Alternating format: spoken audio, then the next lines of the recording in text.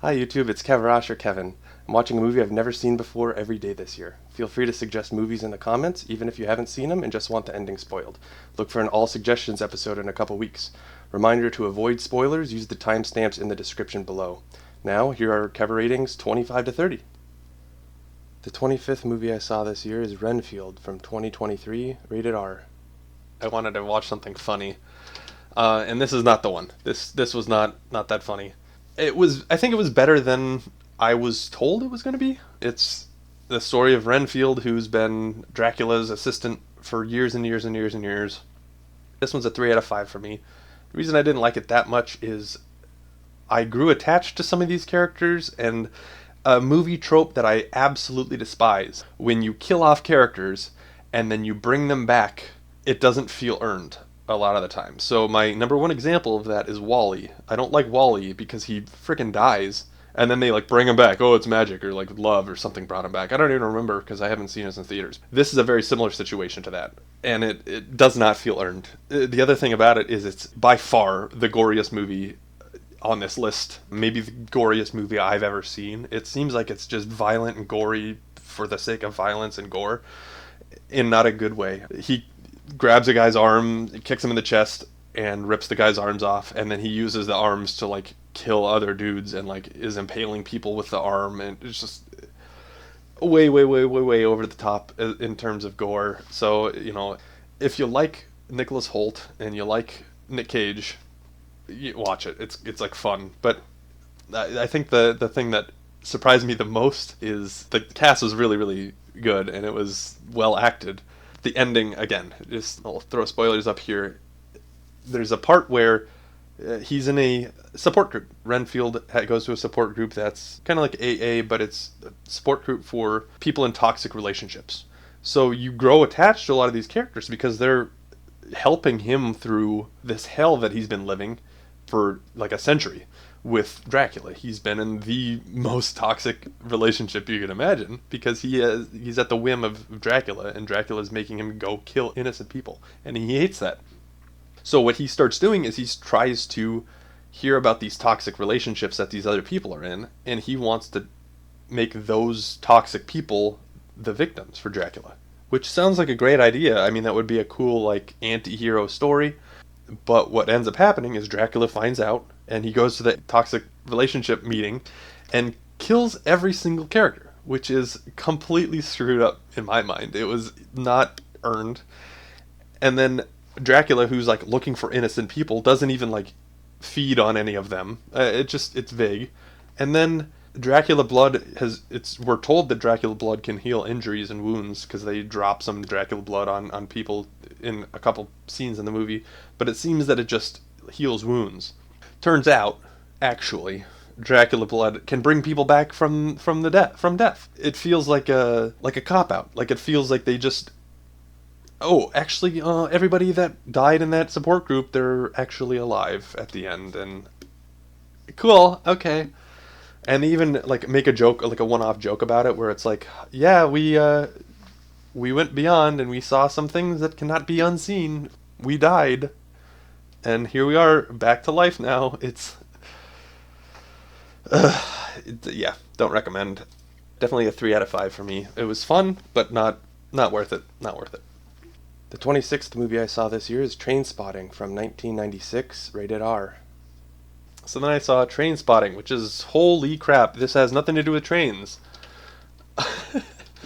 It's closer to like a Requiem for a Dream, which I haven't seen yet, so it's on my list for this year. That's a heavy one.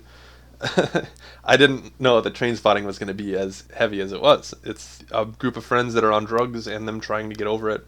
It was really well done. It's a really good movie. Ewan McGregor is awesome in this. The acting is great. It's very like a cathartic ending, I guess you could say, but it also just drug addicts being drug addicts and stealing from people, and even when they're sober, they're terrible people. So it makes it really hard to root for people when they're drug addicts and terrible people. So I'd say for me it's a 4 out of 5, and I'll pop this. They end up getting a bunch of drugs for cheap, and then they resell it, and they make a hefty profit. The four friends, And this is after a baby accidentally dies, which is traumatic, and he ends up running off, and he leaves some money behind for the one other friend that's actually a good person or innocent in all of this, and Ewan McGregor goes off to start his own new life, ideally away from drugs, but I mean, based on the whole movie, I don't think he really got that far away from drugs, even though he's clean and stuff. I don't know how much I believe it. Movie 27 is Poor Things from 2023, rated R. And I really had high hopes for this one. For me, this is a 3 out of 5. The acting was great.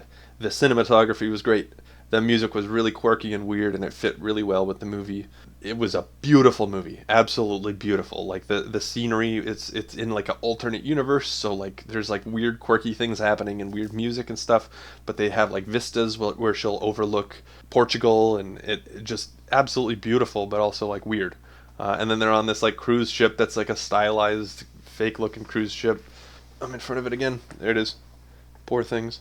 So what I didn't like about it, and why it only got a 3 out of 5 in my mind, is what happens at the beginning of the movie is the character Emma Stone, they kill themselves by jumping off of a bridge. And it turns out she was pregnant, and Willem Dafoe takes the infant's brain and puts it in the body of Emma Stone. So that's why she's like a weird, like in the trailers, she's bumbling around and stuff like that. It's because she has the brain of a newborn, but a body of an adult. And that's where it gets weird for me, because the whole movie is very, very much about sex. Like, way too much in my mind. But because it's the mind of an infant, like, I couldn't not think about this is almost like pedophilia going on. Because it was really uncomfortable. There's a scene where she's kept at home with Willem Dafoe, her dad, who she calls God because his name is Godwin. She's living at home, and because she is an undeveloped brain, she's very innocent, and she learns to touch herself, and it feels good, right? So then Mark Ruffalo shows up and does the Donald Trump thing and grabs her by the pussy, and she loved it, so she runs off with him. And the whole movie ends up being about women's free agency, and they making their own life choices and independence from men, and how she can use sex to like help, like kind of control men in a way, and she really comes to terms with her own sexuality and how her place in the world. But it comes at what to me felt like exploitation and, like I said, borderline pedophilia, because it's Mark Ruffalo's character is really taking advantage of this young person, and it was like off-putting to me. And I mean, it's a me thing, you know. I liked the ending, and I liked the ending message of positivity and women, you know, making their own choices and living their own lives and leading their own lives the way they want to. But the way it got there, you know, I didn't love it. So that's why it's a 3 out of 5 for me. I really, really, really hope American Fiction wins. Please. Academy Awards. Listen to me. Just kidding. The 28th movie I saw this year is Cocaine Bear. It came out in 2023 and is rated R. I watched Cocaine Bear, and that's a 2. It's the most by-the-book cocaine bear you could imagine. It's a bear that gets high on cocaine, and it kills people. And it's not particularly bloody, but it is violent, and the deaths are pretty violent, and some are, like, gruesome. Grisly, I guess you could say. It is exactly very much by the book. It's a bear that eats people that have cocaine with them, you know, and it is very cocaine driven. There's some stupid scenes where like he passes out on a guy, and he doesn't die or anything. That's fine. Ray Liotta, this is one of his last acting performances, I found out, which is really sad. I thought he was still around, but Ray Liotta plays Ray Liotta, you know, a real piece of shit bad guy. He's the drug guy. And I'll spoil this. There's nothing to spoil. It's Cocaine Bear. Like, it's a bear on cocaine. Like, the people leave the forest, you know? Like, the end. But Kerry Russell is a mother, and she's like a really good mother in it, and her kids get away, and Ray Liotta dies, and the bear has cubs that also do cocaine. It's like, cool. 2 out of 5. The 29th movie I saw this year is Licorice Pizza from 2021, rated R. This was excellent. It's a coming-of-age tale, 1973. There's a girl, she works as a photographer for like school pictures, or she helps she helps the photographer, and she works at like a school picture thing. So she goes to an elementary school or high school or whatever to help take school photos. And there's a 15-year-old kid. She's 25. There's a 15-year-old kid that professes his love to her, essentially. In the picture here, he's the guy in her hand, right? She's got him in the palm of her hand, and she's very much like, no, no, no, no, I'm way too old for you. Don't even. But this kid is genius. He's very clever, and he's trying to be an entrepreneur. So 1973, waterbeds are a thing. He starts selling waterbeds, and she quits her job because it's an abusive job, and she quits the job and starts working for the kid at the waterbed place, and they become close friends, and she starts dating somebody and he starts dating someone, and it's a will they won't they. Very, very fun, very good.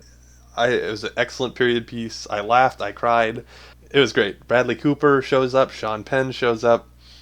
Yeah, it was good. This is a very, very good movie. I highly recommend this one. 5 out of 5. Won't spoil the ending, but I mean, you can probably guess based on just the premise of the movie. It's young love, I guess you could say, is a short way of putting it. The 30th movie I saw this year was Sideways from 2004, rated R. With Paul Giamatti. This is another 5 out of 5. Oh my gosh, this movie was fantastic.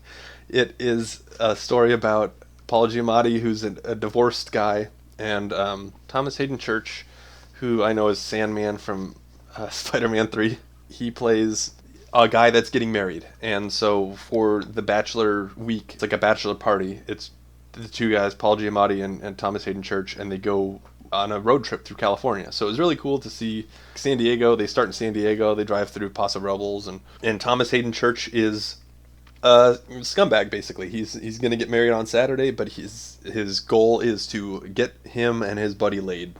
So he brings condoms, and he ends up hooking up with Sandra Oh from Grey's Anatomy.